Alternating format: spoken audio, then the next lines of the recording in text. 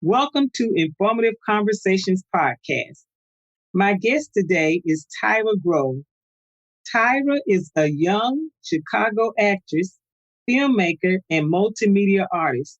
She started her career in dance before being forced to shift her focus to acting due to chronic pain and physical limitations. I asked Tyra to be my guest today because I am just encouraged and inspired by her story. And I know that it will do the same for you. Welcome, Tyra. Hi. Hi, it's good to have you here. Yeah, it's great to be here. Thank you so much. You're welcome. So, Tyra, tell my listeners a little about yourself in 1 minute or less. So I started dancing when I was about 4, and I have been doing arts related things ever since. I went to an arts high school, and then I went to UNCSA and acting conservatory for my senior year. And after that, I went to school to get my BFA in acting.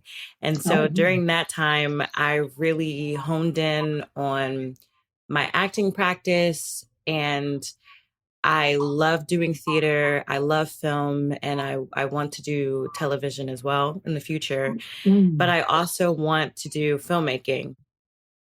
So, Tyra, tell my listeners what happened to you. You had an illness to occur. Tell them what age you were when the illness occurred, and give us a little about the difficulties of your journey, such as just tell us a little, give us some information about the difficulties of your journey. Well, I've had pain for a very, very long time. I think the first time I saw my symptoms like pop up, I was about 12, and I was deeply involved in dance. And one day I woke up and my knees were just in excruciating pain. And I didn't know why. My mom and I were trying to trace it back to something, and we couldn't think of anything. Like, honestly, we were like, just, we were saying that it was this, but honestly, that wouldn't have caused the amount of pain that I was in.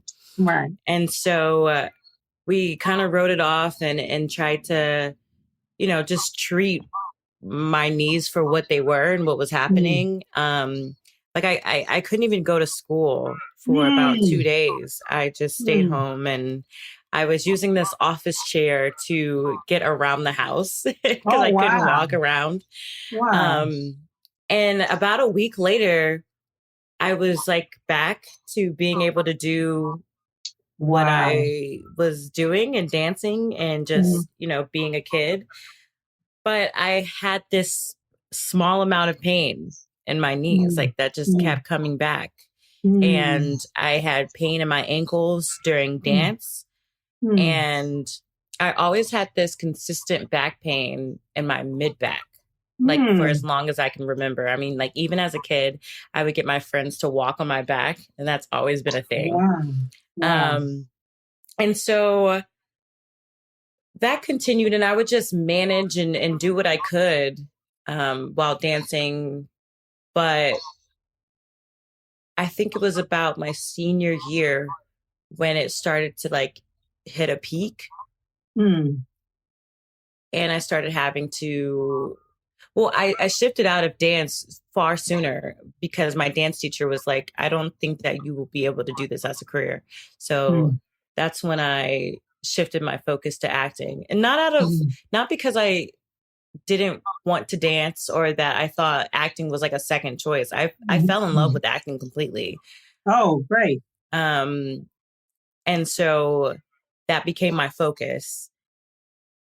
And in my first year of college, I went to a school in New Jersey, and it had so many steps and so many hills. Oh, wow.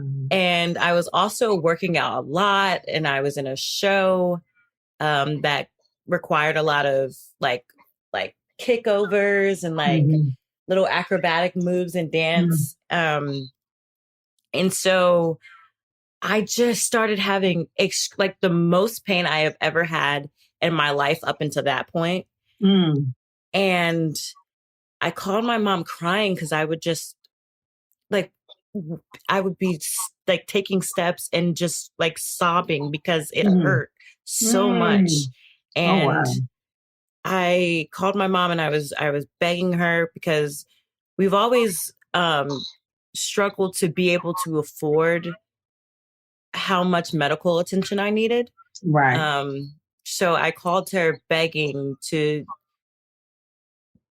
go through the process of figuring out why I'm in this much pain. Like, I know that I've continuously had pain, but I think something is wrong with me and I need like a lot of medical attention. So let me ask you a question. So at this point, what type of things were you taking? I mean, like, were you doing Tylenol or Advil or Tylenol? Yes. And did it give you any kind of relief? Some? A slight, like, let's say this. If my pain was a 9, I take Tylenol, it becomes an 8. Oh, okay. Did you have any support there? At that time? Not necessarily. I had my mom. My mom's a doctor of physical therapy, so I had her by phone. And I mean, that was about it. And I had, braces, ice, just like stuff like that as far as support. But I didn't really have any other support other than that. Okay. All right. Okay. So continue. So you asked her to figure out a way for you to be able to. Oh yeah, just to help me find a doctor and physical therapy clinic that I could go to. And so she found where I could go to the doctor in New York, and I went to the hospital of special surgery, and I finally found out that I had 2 partially torn ACLs. Wow. So both of my ACLs were torn at the same time. And that was part of why I was in so much pain. But when I got that MRI to figure out that I had 2 torn ACLs, my doctor was like, the fact that this happened and it was so symmetrical, there's something deeper going on with you. And the fact if you've had chronic pain for years now, there's something else going on. And so up until that point, I had been misdiagnosed with other things, but this would begin like just an array of misdiagnoses. And I went to a physical therapist, and the first one I went to, he was saying that I had tendonitis or I had like just random things, just kind of like throwing things in the air. And he honestly was making my pain worse with the treatments we were doing. And, I went to 2 other physical therapists, and honestly, they just got frustrated with me because I wasn't getting better. And so they thought that I wasn't doing my program, but I was doing my program, but I just wasn't being treated for the right thing.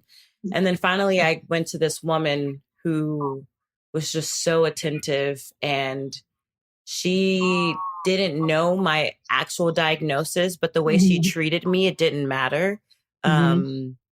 She was just very detailed in like making sure that she was like, we need to strengthen your toes. We need to strengthen your ankles. We need to strengthen like your calf muscles. We need to strengthen your quads. We have to rub out your IT band. Like, we have to be so specific with you. Like, she was focusing on how I was like taking a step on the stairs, like how to do that. And like, if I would wobble a little bit. So now we need to address that.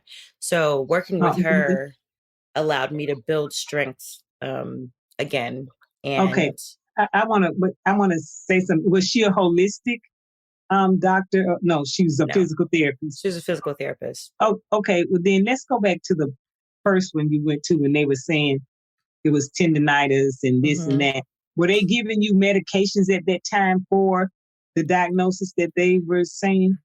My doctor, when I got diagnosed with the bilateral ACL tears, she prescribed a medication for me just to treat the inflammation that was happening. And so I was on that medication. So that did help to reduce my pain, but I still did have a lot of pain. But I was able to walk more, and I had 2 ACL braces that I had to wear all the time. And you were still going to class for acting with all this? And I was like commuting all the way to New York for the doctor and for physical therapy and to get my braces. And then I was also in a show. So were you able to drive at this time? I didn't have a car. I was taking public transportation. So you were having to walk to okay. Now it sounds, because you said you were in New York, New Jersey. So those are colder climates. But back then you didn't know what your diagnosis was, so you don't know that you didn't know that the climate was contributing to it. Yeah. Okay, so we're okay. Then we'll go back to. But the thing is, I did know that cold ice was great for me. Like icing my knees was good. But I knew, like, if I went to the grocery store and I went into like the frozen section and I opened the door to the frozen section, my pain would shoot up. And I was not understanding why that happened. And I would tell my mom about it. She was like, "Oh, that's weird." Yeah. But it always would happen to me. And I was so confused about that. Yeah. And so now let's go back to when you were saying that you had one to focus, and she was focusing on your toes and how you walked and your stature. And did she give you any prescriptions? No. No. And that began to help you? Yeah, she did. She did help me a lot. And then I stopped with her and I completed my school year. And then I went back to North Carolina. And there I started with another guy for physical therapy in North Carolina. And we worked together for about 3 months. And I was preparing to transfer to DePaul for my BFA in acting. And so he got me a lot stronger. Like he just focused on a lot of like harder weight bearing exercises and trying to get me to jump and run. But that was after I'd worked with this woman like very meticulously. So because of her, I was able to work with him and do that stuff with him. And so. But what was your diagnosis at this time? I didn't have one. Pain. No, they didn't. Okay. They didn't know. They knew that I had bilateral ACL tears, but nothing other than that. Well, was this doctor considered like a pain specialist? He was just a physical therapist. Oh, okay. All right. Okay. And then that's when I went to DePaul and I started my journey at DePaul and, completing classes and stuff. And we had a very rigorous schedule, like from 8 a.m. to about 10:30, 11 p.m. Ooh. And doing a lot of physical activity, which I loved. I loved it so much. And I would just modify. I would ice maybe 3 times a day, have my ice packs in class, and we had a freezer downstairs. So I would do that, and I would run back and forth between classes and have like my different like ointments and, taking Tylenol to manage. Wow. And I didn't have a major flare up until my first Chicago winter when I got stuck outside. And I had a major, major, major flare up. It was so bad. And from that point, it started to go downhill for me. And I continued taking this medication that I was prescribed. At this point, it was about 2 years now. And I started having a lot of symptoms, like I was throwing up. Like I just had this one day when I started just vomiting everything and I couldn't eat. And I had this burning pit in my stomach. And I remember leaving the dining hall, the college dining hall, after I ate and I was going to class, and I just started like throwing up everywhere, like walking down the street. And it was so embarrassing. All the like kids like in school were like walking past me and I'm just like throwing up by myself. And I was trying to run back to my house. And finally I stopped by the campus medical center, and the doctor that I saw, I was throwing up in the lobby. Like they kept switching out bags for me. And I remember I went in to see him and he totally disregarded me. He said, okay, well, if you come back in 3 days and you're still doing that, maybe we'll see if something's going on. But and so I just went back home and I was like, wow, I don't know why I'm throwing up like this, but something is deeply wrong with me. I can't even keep food down. Every time I eat something, I throw up and my stomach burns so bad. And so you were still able to move. So your major flare-up was affecting your stomach and so forth, but it wasn't affecting your joints for you moving. It was affecting my joints, but I was just moving through the pain. Okay. Yeah. I was in a lot of pain physically, but I was just moving through it. Okay. And so I went to an urgent care and they were like, you need to go to the emergency room. And and then I found out that I had a stomach bleed, and it was because of the medication that I was taking. And so we had to take me off of that medication and switch it to a different one that was not as harsh. And that shift, I don't think I've ever recovered from it. After that, my pain increased so much. And I was trying to continue my school year. I couldn't walk to school anymore. I couldn't walk to get food anymore. I couldn't make it through the grocery store. I was taking Ubers everywhere. Like I couldn't walk 2 blocks. I just could not. I was kind of confined to my house. And when we would finish class at school, I could barely walk to the bathroom. Like I remember I would walk to the bathroom and I would just like get there and cry and then suck it up and then go back to class. And I would like have to pack my bag, like every single thing that I could possibly need in my bag for the day, so that I could limit my walking and I could just stay in one place as much as possible. And you would have to carry that heavy bag in pain. So I started carrying a suitcase and I had a rolling bag, and people would make fun of me. And because I was just like 19 and 20, you know, like carrying this big bag, and everyone's like, what are you doing? You look so crazy. And I was limping, and it was just, oh my gosh. And then my ability to walk it just got harder and harder for me. And so then I needed a cane, and I was using a cane. And before that, I started having pain in my hands. But my mom, you know, she was like, maybe it's just because you're using your hands to support you more and doing this, doing that, doing this and that. But the pain I was feeling in my wrist and into my hands was, I don't know, it was really intense. But it didn't hit, you know, the same heights of pain that was in my knees. And so, you know, I started using cane. And then after that, I had to start using a walker. And that was so embarrassing for me, you know, at that point. Right. At 19, I'm sure it was. Yes. Yeah. It so really you used the walker to go to school. But through all of this, you still determined that you were going to go to school. Yeah. And I was like working 3 jobs at the same time. And that was just crazy. I had to quit this. I was a waitress, and I had to eventually quit that because I physically couldn't do it.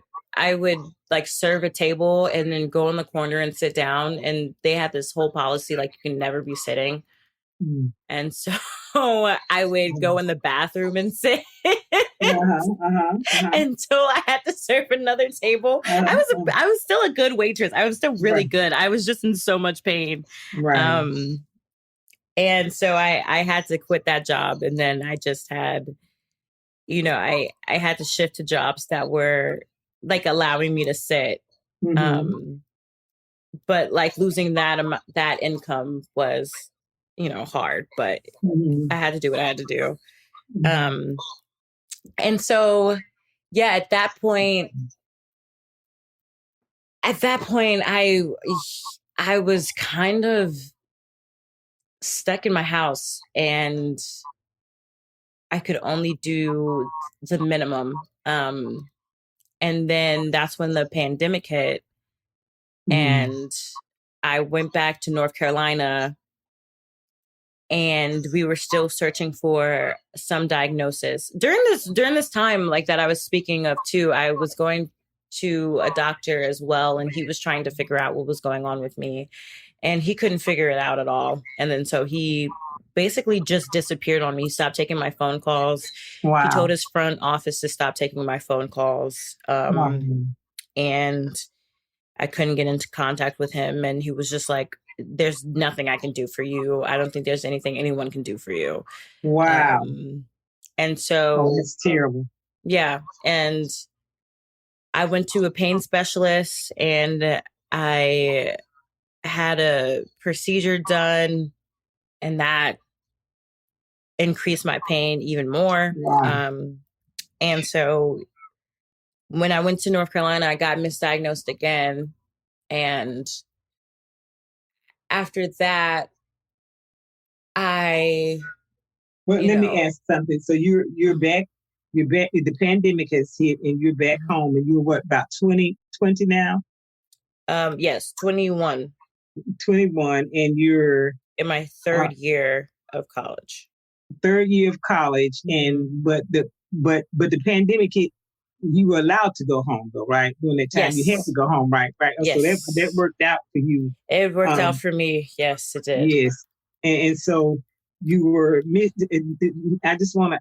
I don't want you to lose that thought what you were gonna say, but I want to ask you, how were you mentally at this time? I mean, because I'm surprised that it's been 3 years of school and you struggling and doing all this. So how were you mentally? I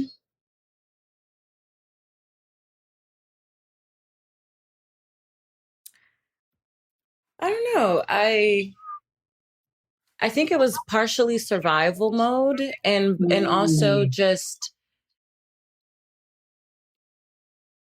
an acceptance of what is happening and just taking it one moment at a time.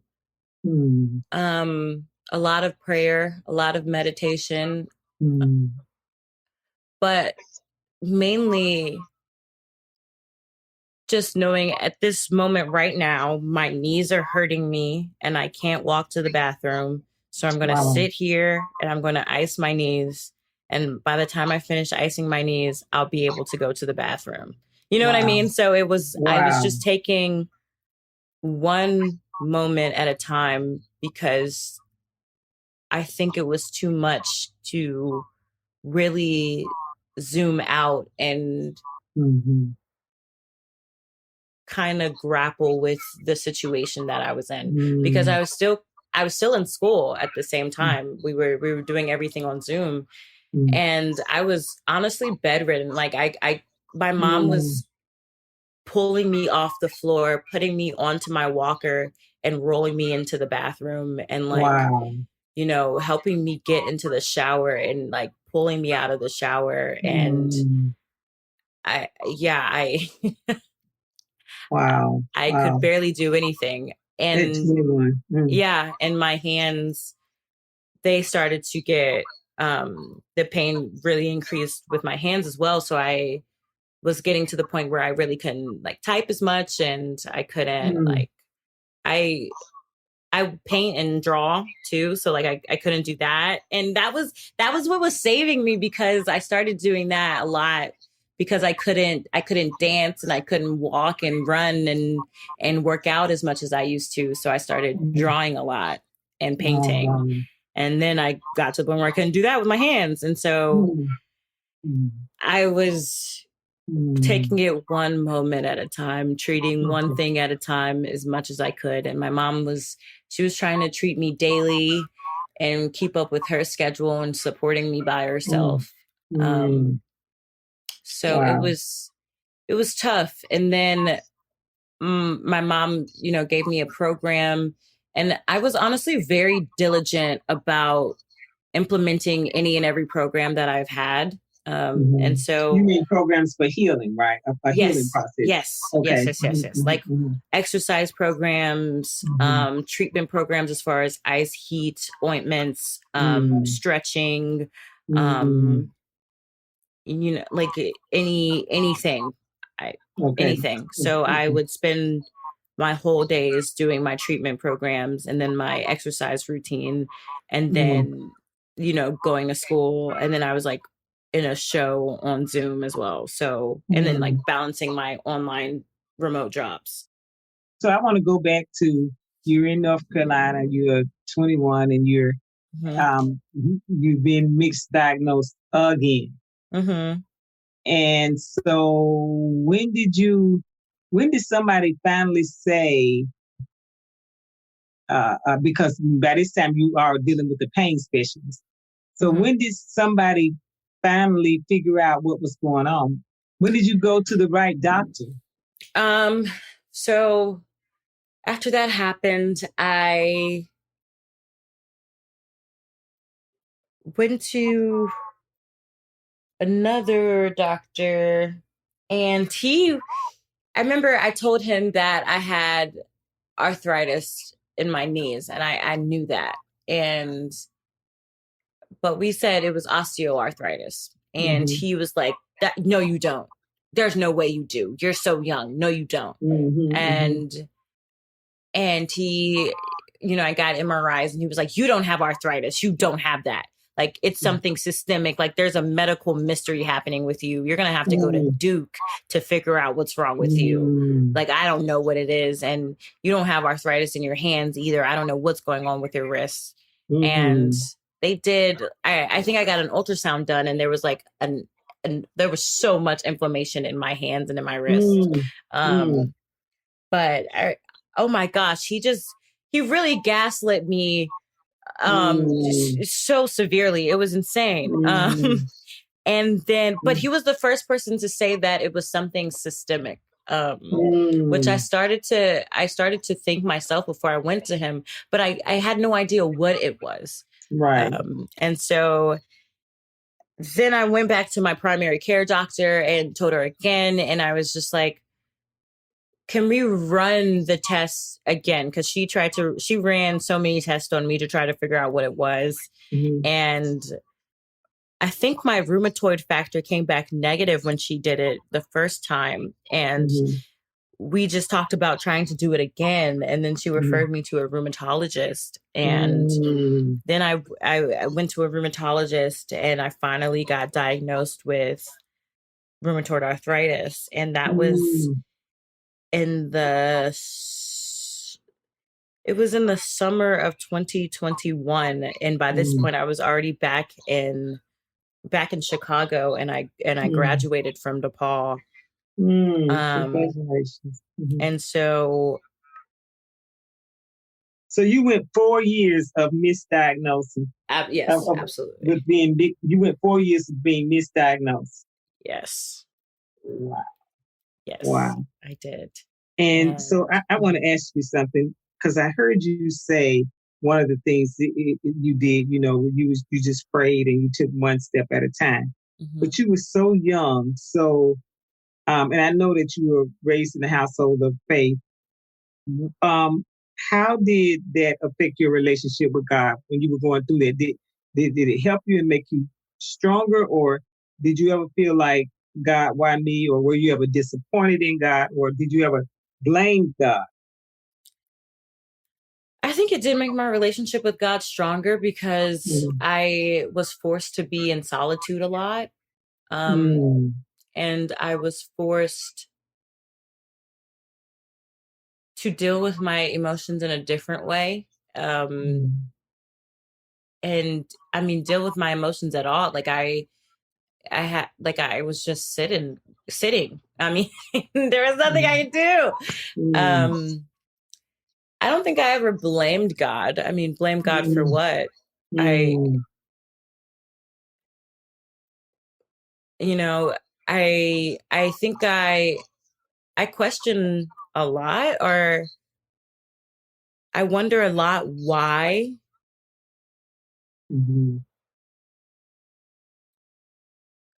But I don't think it's in a way of like something like God did something mean or bad to me. I don't think that that's true. I think we all have we all have something that we're carrying. And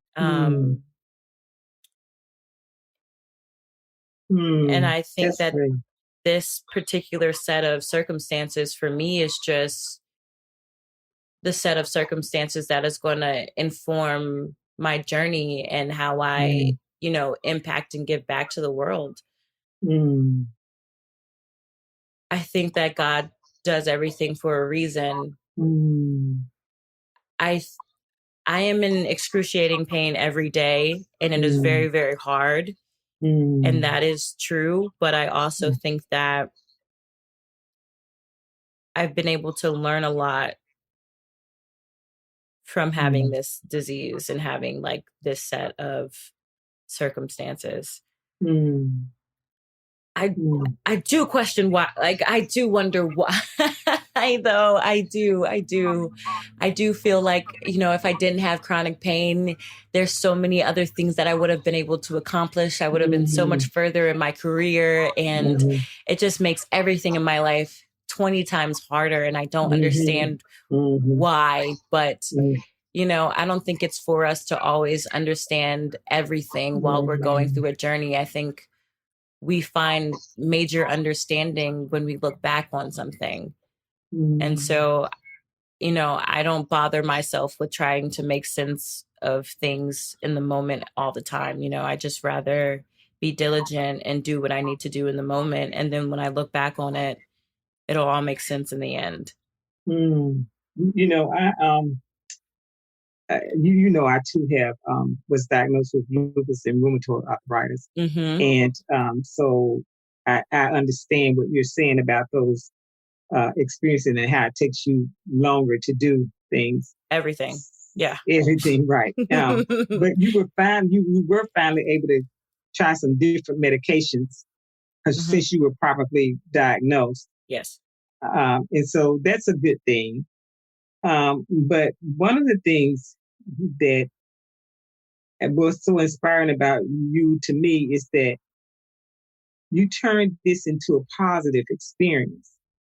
And you're currently writing a documentary. And I want you to tell my listeners what that documentary is about. So after I got diagnosed, I was placed on a medication, and that medication caused me to have about 23 seizures in a very short period of time.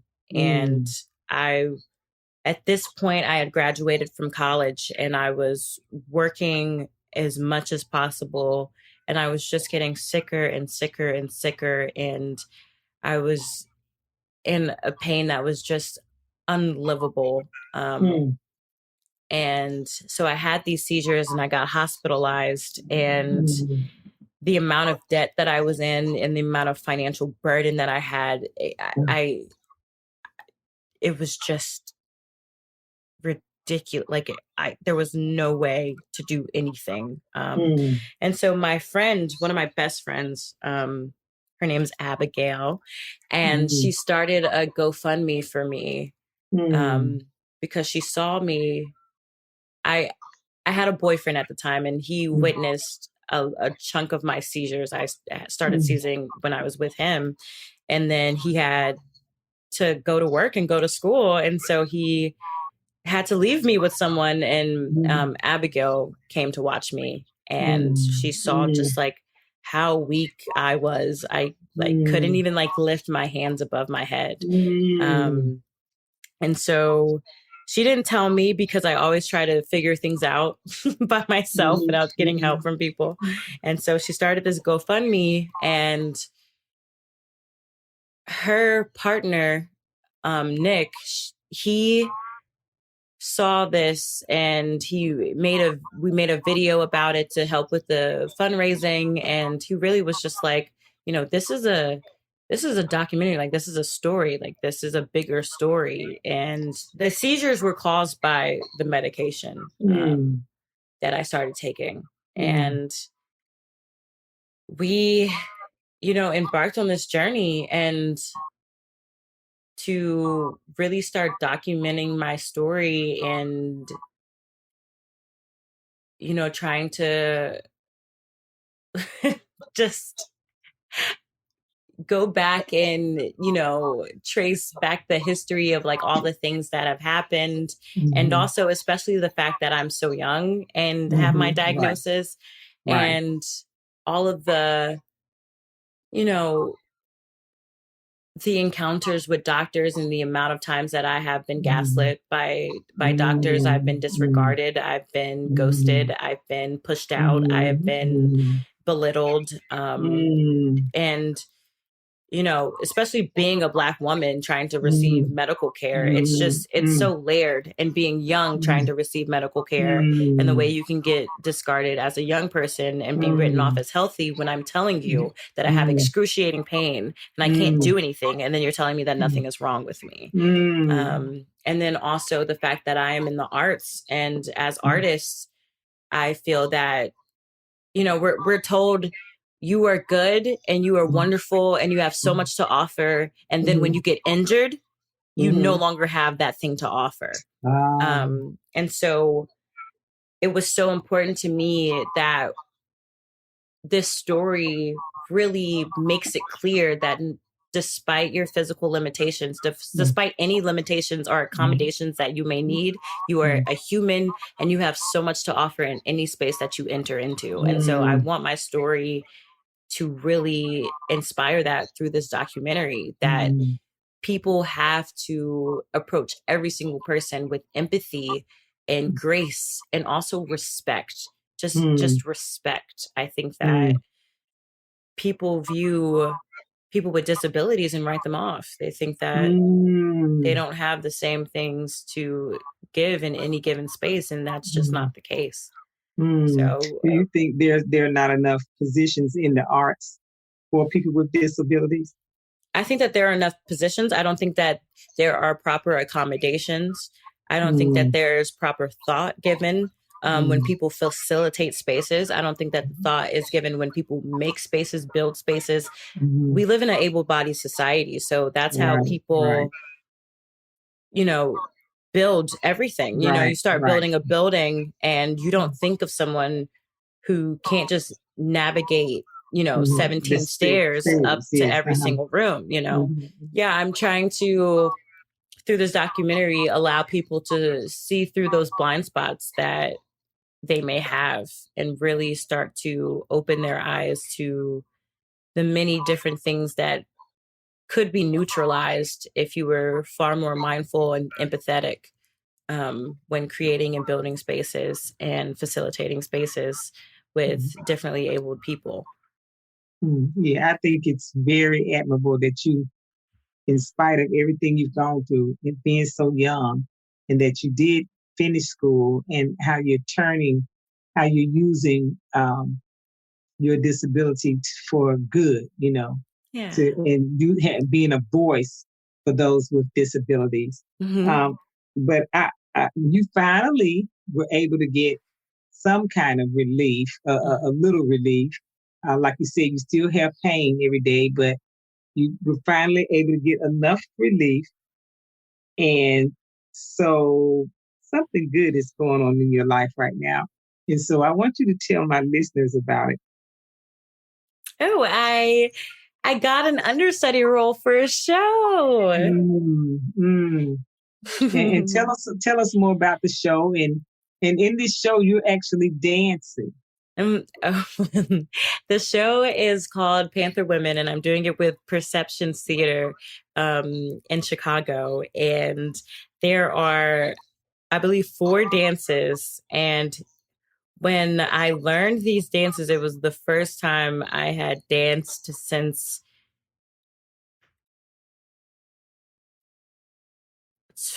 oh my gosh, let me think, maybe 2018. Um, and like learned to dance in a space. I was terrified, terrified. And I mean, I still am in a lot of pain. I am nowhere near, like I haven't gotten into remission yet. I'm still managing and struggling a lot. But I, have been able to do the rehearsals and manage enough to get through the dance rehearsals and learn the dances and, learning this play and beautiful, beautiful, beautifully written play. And, working through that as an understudy, it's so much work. And so I feel like I'm able to get back into my acting career, which I was so terrified was over. But this show is revealing to me that it's not over, and it's only the beginning of my career. And yeah, really, really, really, really exciting thing. I'm really blessed and happy about it. So you still have to do like patches and take your other medications. Do you have to ice in between? I probably ice 3 times a day. I have to do my hot packs. I have to, like, honestly, I could barely walk until after I take a really hot, long shower. I have to manage, taking steroids and stuff in order to, get me at a functioning level. And the problem is that, I have to struggle with, taking certain medications kind of starts me to have stomach bleed symptoms again, and like really sick, and just it makes me really sick, honestly. And so yeah, it's really, really hard. I am still in the thick of it. I'm in no way out of the woods. But you are determined. Yes. And you do continue to do hard things, and I thank God for you, because like I said, you're an inspiration to keep going, and you trust Him. And I'm glad about that. And I'm sure that there are many listeners that could use this inspiration and to keep going. No matter what, there is hope and there is a solution.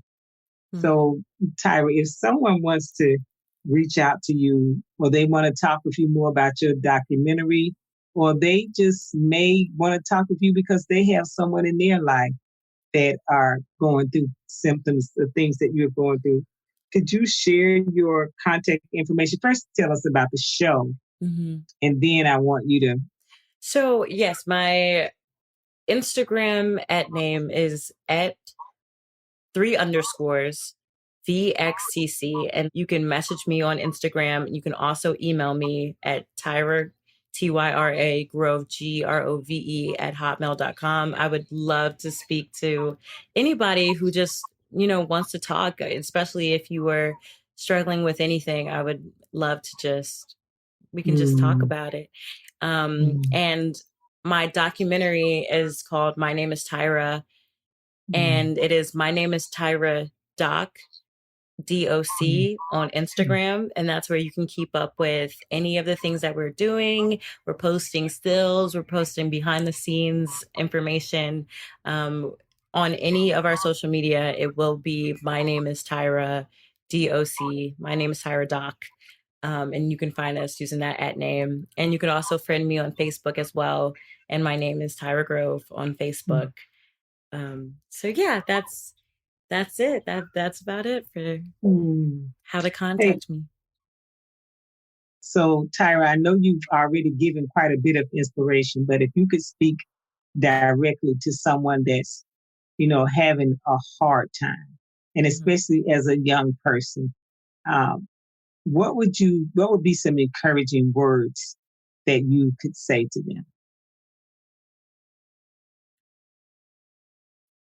That everything you're learning at this point in your journey will be able to fuel you and help you and strengthen you for the rest of your life. Mm. That you are extremely strong. You are so special. You are unique, and you have so much to offer the world. You have so much to offer the people around you. And it's so important to check in with yourself and remind yourself of the things that you love about you, and to protect your peace. And I think the hardest thing that I had to do was to cut ties or to pause my relationships with people that caused me a lot of stress. That's good. And I just want to say that you have the freedom to do that. And not just the freedom, but it may be required of you to do that. And you have permission to do that. Oh, that's great. Oh, that's really good, especially coming from someone, because now you're just 25. Yes. And recently 25, right? Recently, I just had a birthday. Right. So, that's very, very good. That's a good lesson to learn, and you're learning it at such an early age. Very good. Well, Tyra, thank you for being my guest today.